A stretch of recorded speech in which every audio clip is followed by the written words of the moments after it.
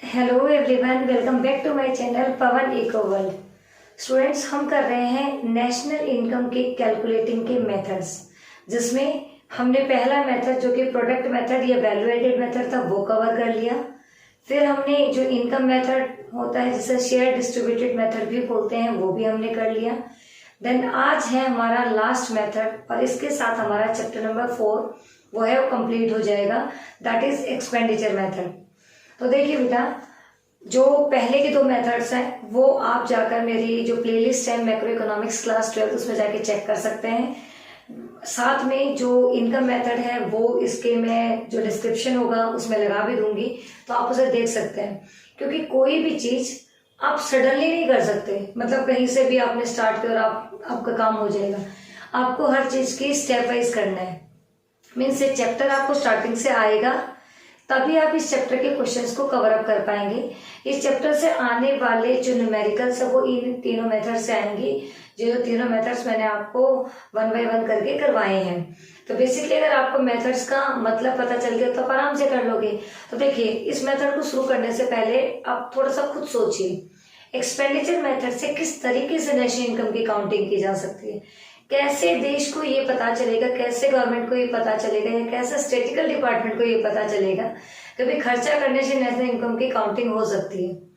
सोचो, अगर आपके पास थोड़ा बहुत दिमाग है तो सोचो उसे।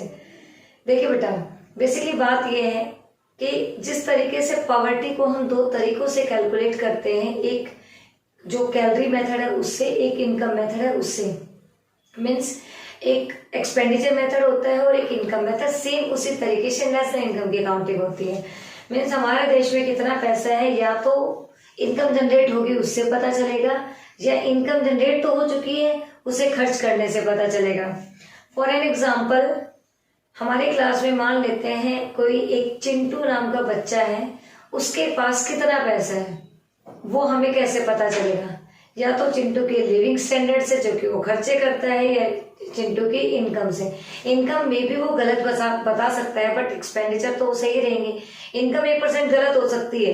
कैसे कि मैं 1 लाख कमाता हूँ, मैं 2 लाख कमाता हूँ, मैं 5 लाख कमाता हूँ, किसी ने देखा थोड़ी हो कितने लाख कमा रहे हैं। बट उसी जगह पे अगर वो कहे कि मैं इतना खर्च करता हूँ, तो उनके ड्रेसिंग सेंस से, उसके लिविंग स्टैंडर्ड से, उसके खर्च करने के पैटर्न से इजिली पता चल जाता है। तो सेम हाँ, आज हम वही टॉपिक करेंगे कि एक्सपेंडिचर मेथड से कैसे हम नेशनल इनकम को काउंट कर सकते हैं। अब देखिए, सिंपल सी बात आती है कि एक्सपेंडिचर मेथड को कैलकुलेट करने के लिए हमें किन किन चीजों की जरूरत पड़ेगी, कौन कौन सा फाइनल एक्सपेंडिचर हमें जरूरत होगा। तो बेटा, इकोनॉमी के अंदर बेसिकली जो लोग रहते हैं वो, वैसे तो हमारी इकोनॉमी मतलब 4 सेक्टर इकोनॉमी है, बट मैं 2 से स्टार्ट करती हूँ। पहले हमारे पास है एक हाउस होल्ड, एक है प्रोड्यूसर। इसे बोला जाता है बेटा 2 सेक्टर इकोनॉमी। उसके बाद में हाउस होल्ड, प्रोड्यूसर और गवर्नमेंट, ये होती है 3 सेक्टर इकोनॉमी। ऐसा ही होता है। देन हमारे पास आती है हाउस होल्ड, प्रोड्यूसर, गवर्नमेंट और एक्सटर्नल सेक्टर, जिसे हम नेट एक्सपोर्ट्स बोलते हैं। ये होती है 4 सेक्टर इकोनॉमी, जिसे हम फ्री इकोनॉमी भी बोल देते हैं, है ना। ऐसे तो खर्चे करने वाले लोग कितने? 4 लोग हैं।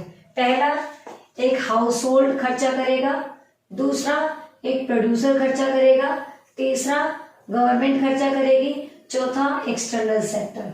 मीन्स सबसे पहले प्राइवेट इंडिविजुअल का फाइनल कंजप्शन एक्सपेंडिचर, जैसे मैं एक फाइनल कंजप्शन एक्सपेंडिचर करूंगी, जिस तरीके से आप एक अपना फाइनल कंजप्शन एक्सपेंडिचर करेंगे।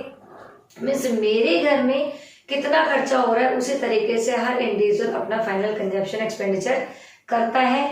वो आएगा सबसे पहले प्राइवेट फाइनल कंजप्शन एक्सपेंडिचर, उसके बाद में गवर्नमेंट फाइनल कंजप्शन एक्सपेंडिचर, जैसे कि डिफेंस के ऊपर खर्चा करना, लॉ के ऊपर खर्चा करना, ऑर्डर्स के ऊपर खर्चा करना। मीन्स गवर्नमेंट के जितने भी खर्चे हैं उसको पहले हम प्राइवेट फाइनल कंजप्शन एक्सपेंडिचर मान लेंगे, उसके बाद में गवर्नमेंट के खर्चों को लेंगे। देन इन्वेस्टमेंट जैसे कि वो एक तरीके से इन्वेस्टमेंट करता है, लाइक फिक्स इन्वेस्टमेंट क्या होती है, इन्वेंटरी इन्वेस्टमेंट क्या होती है, वो सारे खर्चे इसके अंदर इंक्लूड होंगे। मीन्स एक प्रोड्यूसर जो भी अपने बिजनेस को चलाने के लिए लैंड, बिल्डिंग, मशीनरी जो भी कुछ खरीदता है उसके सारे खर्चे इसमें आएंगे और फिर लास्ट में हम प्लस कर देंगे नेट एक्सपोर्ट्स। मीन्स पहला सेक्टर हाउस होल्ड सेक्टर उसके खर्चे, फिर गवर्नमेंट सेक्टर उसके खर्चे, फिर जो थर्ड है दैट इज इन्वेस्टमेंट जिसे प्रोड्यूसर सेक्टर बोला जाता है उसके खर्चे, और नेट एक्सपोर्ट्स। जब बेटा हम चारों को प्लस कर देते हैं तो हमारे पास आ जाएगा GDP MP, gross domestic product at market price. इसमें से हमें सिंपल माइनस क्या करना है, डेप्रिसिएशन। क्यों? क्योंकि जी जो होता है इसके अंदर ग्रोस इंक्लूड होता है। क्या होता है? ग्रोस डेप्रिसिएशन इंक्लूड होता है इसके अंदर। अगर डेप्रिसिएशन को माइनस कर दिया जाएगा तो आपके पास क्या आ जाएगा, एनडीपी एमपी। अब जो एनडीपी एमपी है इसमें से एनआईटी को माइनस कर देंगे तो क्या आ जाएगा, एफसी। आप लोगों को याद होगा मैंने सबसे पहले क्या करवाया था, एक होता है एफसी, एक होता है एमपी। अगर दो सेक्टर इकोनॉमी है तो एफसी और एमपी कैसे होंगे, सेम होंगे। जबकि तीन सेक्टर इकोनॉमी आ जाती है तो एफसी और एमपी अलग हो जाते हैं। एफसी होता है फैक्टर्स ऑफ प्रोडक्शन, जो भी हमने कॉस्ट लगाई है वो, जबकि यहाँ से मार्केट तक जाते जाते सब्सिडी और टैक्सेस लग जाते हैं जो कि गवर्नमेंट इम्पोज करती है थ्री सेक्टर इकोनॉमी में, तो एफसी कन्वर्ट हो जाता है एमपी के अंदर। टैक्स लगकर एमपी इंक्रीज हो जाता है, सब्सिडी लगकर एमपी डिक्रीज हो जाता है। सिंपल यहाँ पे है जीडीपी एमपी हमने निकाल लिया, डेप्रिसिएशन को माइनस कर दिया, एनडीपी एमपी आ गया। एनआईटी जो कि टैक्स लगे थे उसको माइनस कर दिया तो एनडीपी एफसी। अब हमारे पास आ चुकी है हमारी डोमेस्टिक इनकम। मीन्स एक देश की बाउंड्री के अंदर टोटल इनकम जो जनरेट हुई है that is called domestic income. अब हमारा सिंपल सा है, डोमेस्टिक इनकम के अंदर अगर हम net factor income from abroad जो कि हमने विदेशों से कमाई है उस पैसे को ऐड कर दिया जाए तो हमारे पास सिंपल आ जाता है net national product at factor cost, जिसे क्या बोला जाता है बेटा, नेशनल इनकम। ये आपका एक छोटा सा टॉपिक था जिसमें हमने एक्सपेंडिचर मेथड का यूज करके नेशनल इनकम को कैलकुलेट किया है। अब आप कहोगे मैम ये क्वेश्चन ऐसे नहीं आता, थोड़ा सा टिपिकल आते हैं। बिल्कुल जी आते हैं, आपको सिर्फ कंफ्यूज किया जाता है। आपको सिर्फ माइंड सेट करना है क्या, कि आपको किसी भी टाइप के खर्चे हैं, खर्चे जो होने चाहिए फाइनल, इंटरमीडिएट जो खर्चे हैं वो इंक्लूड नहीं होंगे, क्योंकि इंटरमीडिएट गुड्स का प्रोडक्शन इंक्लूड नहीं होता है, इंटरमीडिएट इनकम इंक्लूड नहीं होती, तो इंटरमीडिएट खर्चे कैसे इंक्लूड होंगे। कहने का मतलब है कि हर चीज कैसी होनी चाहिए, फाइनल होनी चाहिए। चाहे वो प्राइवेट कंजप्शन एक्सपेंडिचर कर रहा है तो भी फाइनल होनी चाहिए, गवर्नमेंट कर रहा है तो भी फाइनल होनी चाहिए। मीन्स ऐसा नहीं कि वो इंटरमीडिएट है। इसी के अंदर आपको कुछ प्रिकॉशंस ध्यान रखनी है, जो प्रिकॉशंस अगर आप ध्यान रखेंगे तो आपका न्यूमेरिकल पोर्शन गलत नहीं जाएगा। जैसे आपका ये टॉपिक है, इसमें आपको सिंपल मिलेगा कि private final consumption expenditure 100 crore है, ये हमारा 200 करोड़ है, ये हमारा 300 करोड़ है, और यहाँ पे आपको मे भी हो सकता है एक्सपोर्ट दे रखे हो, इम्पोर्ट दे रखे हो। आपको पहले इन दोनों को माइनस करना है, उसके बाद जो आएगा इसको प्लस करो, इसको प्लस करो, इसको प्लस करो, फिर एक्सपोर्ट और इम्पोर्ट को माइनस करके जो आपके पास आए दैट इज नेट एक्सपोर्ट्स, उसको प्लस करो, आपके पास सिंपल जीडीपी एमपी आ जाएगा। सारी चीजें चलती हुई चलेंगी जीडीपी एमपी से। जीडीपी एमपी से आपको एनडीपी पे जाना है। जब जी से आप एन पे जाते हो तो डेप्रिसिएशन ऑटोमेटिकली माइनस हो जाता है, क्योंकि ग्रोस के अंदर डेप्रिसिएशन इंक्लूड होता है, नेट के अंदर डेप्रिसिएशन माइनस हो जाता है। तो जीडीपी एमपी में से डेप्रिसिएशन को माइनस करेंगे तो एनडीपी आ जाएगा। एनडीपी में से अगर एनआईटी को माइनस करेंगे, अभी हमने क्या कहा था, एमपी से हमें एफसी पे जाना है। ऑब्वियसली बात है, यहाँ तो एन तो सेम था, एफसी तो क्या हो जाएगा, गवर्नमेंट इंटरफेयर करती है, एनआईटी लगाती है, माइनस कर दो भाई, आपके पास में डोमेस्टिक इनकम आ जाती है, उसमें प्लस कर दो net factor income from abroad, तो आपके पास में नेशनल इनकम आ जाएगा। तो मेरे कहने का मतलब ये है कि जो आपको मैंने एक तरीके से तीन मेथड्स करवाए हैं, जो प्रोडक्ट मेथड था, ग्रोस वैल्यू एडेड मेथड था, या फिर आपका इनकम मेथड था, या एक्सपेंडिचर मेथड था। आपका सबसे पहला काम क्या बनता है, किसी भी टॉपिक के सारे मेथड्स को आप लर्न कर ले, क्योंकि मेथड्स को लर्न करना बहुत ही नेसेसरी है। अगर आपको पता ही नहीं होगा कि इसमें कौन सी कॉन्सेप्ट, कौन सी आइटम इसमें इंक्लूड होनी है, कौन सी इसमें से माइनस होनी है, तो आपको कुछ आएगा ही नहीं।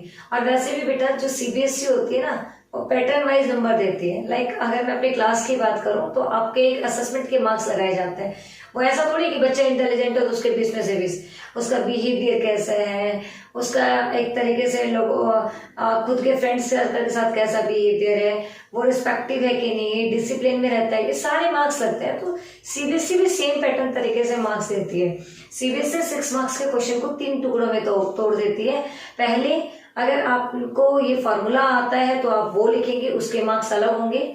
फॉर्मूला लिखने के बाद मीन्स मेथड लिखने के बाद में उसको पुट करना, उसके अलग मार्क्स होंगे, और उसको कैलकुलेट करना, उसके अलग मार्क्स होंगे।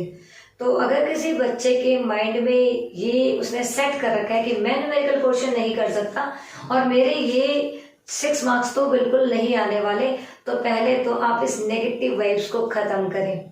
बिकॉज पॉजिटिव सोचोगे तो ही पॉजिटिव होगा। नेगेटिव चीजें अगर आपने लेके चली कि न्यूमेरिकल पोर्शन बहुत टफ होता है, तो भाई टफ ही है, मैं और आप कुछ नहीं कर सकते। टफ का मतलब टफ है, सिंपल तो आपने करना है उसे किस तरीके से, उसे ज्यादा से ज्यादा प्रैक्टिस करके। और प्रैक्टिस तभी हो पाती है तब आपको तीनों मेथड्स के कॉन्सेप्ट पता है कि भाई एनडीपी एमपी क्या होता है, जो 8 एग्रीगेट्स है वो सारे आने चाहिए। एनडीपी एमपी क्या होता है, उसमें कंपनसेशन ऑफ एम्प्लॉय कहाँ से आएगा, नेट एक्सपोर्ट्स क्या होते हैं। अगर आपको ये सारी चीजें क्लियर है तो आप इजिली कर पाओगे, अदरवाइज नहीं कर पाओगे। मैंने जो है चैप्टर नंबर 1 से लेकर 4 तक कंप्लीट जो भी आपका बनता है वो सारे वीडियोस आपके अपलोड कर चुकी हूँ, आप जाकर उन्हें देख सकते हैं। बेटा एग्जाम बिल्कुल आपके सर के ऊपर है। एग्जाम सर पे ऊपर का होने का मतलब ये नहीं कि ऊपर आपके एग्जाम है, एग्जाम सर पे है कि मतलब टाइम आपके पास बहुत कम है, आपको उसे यूटिलाइज करना है। और आपको एक मतलब ऐसा नहीं कि बहुत ज्यादा लंबी स्टडी करनी है, आपको स्मार्ट स्टडी करनी है। मीन्स आप काम भी करें बट बहुत स्मार्टली करें, जो कि लॉन्ग लास्टिंग इम्पैक्ट आपके माइंड पे छोड़े। अगर आप इसी तरीके से लगे रहे तो नहीं होगा। स्मार्ट तरीके से काम करें कि मेन कॉन्सेप्ट कौन से हैं, पहले उन्हें पढ़ें, उसके बाद में उनसे रिगार्डिंग चीजें सॉल्व करें, क्वेश्चंस वगैरह जितने भी हो सके। आप सीबीएसई के जितने भी लास्ट ईयर के क्वेश्चंस हैं वो लगाएं। मैं तो ये कहूंगी कोई भी बुक प्रीफर करें ही नहीं आप सीबीएसई के 10 साल के क्वेश्चंस जो है वो हर चैप्टर के लगाते, इससे बाहर कभी कुछ आया भी नहीं है और मेरे अकॉर्डिंग आना भी नहीं चाहिए, क्योंकि हर बार सीबीएसई उन्हीं कॉन्सेप्ट के क्वेश्चंस की लैंग्वेज चेंज करके बार बार देती है। बट फिर भी हम कभी वो सैंपल पेपर ले रहे हैं, कभी वो वाली बुक ले रहे हैं, नहीं, ये सिर्फ हेल्प बुक हो सकते हैं और आपको हेल्प बुक लेने की जरूरत नहीं है। आजकल गूगल और एआई बहुत अच्छे अच्छे टूल्स आए हुए हैं जिनसे हम इजिली अपनी स्टडी कर सकते हैं। आपने सिंपल जाके 10 ईयर के जितने भी क्वेश्चन है चैप्टर वाइज निकाल लेने हैं, उनको आपने लगाना है और जितने भी कॉन्सेप्ट है वो किसी भी तरीके से आपको पढ़ने चाहिए, यूट्यूब के थ्रू पढ़े या फिर आप अपने सेल्फ स्टडी से पढ़े या क्लास में टीचर से पढ़े, आपके लिए बहुत ही हेल्पफुल हो जाएगा वो। अगली बात, अब हम करेंगे चैप्टर नंबर 5 और धीरे धीरे इसी तरीके से मैं पूरे सिलेबस को एग्जाम से पहले कवर अप करवा दूंगी, जिससे आपके एटलीस्ट जो कॉन्सेप्ट है वो क्लियर हो जाएंगे, जो कि आपको बहुत ही हेल्प करेगा आपके आने वाले एग्जाम के रिगार्डिंग। तो ये था हमारा आज का छोटा सा टॉपिक। आई होप आपको समझ आया होगा। अगर समझ आया है तो इसे निकाल कर देखेंगे और इसकी प्रैक्टिस करेंगे। कोई भी डाउट आता है उसे कमेंट सेक्शन में जरूर लिखेंगे। सो मिलते हैं नेक्स्ट वीडियो में, तब तक बाय बाय, टेक केयर।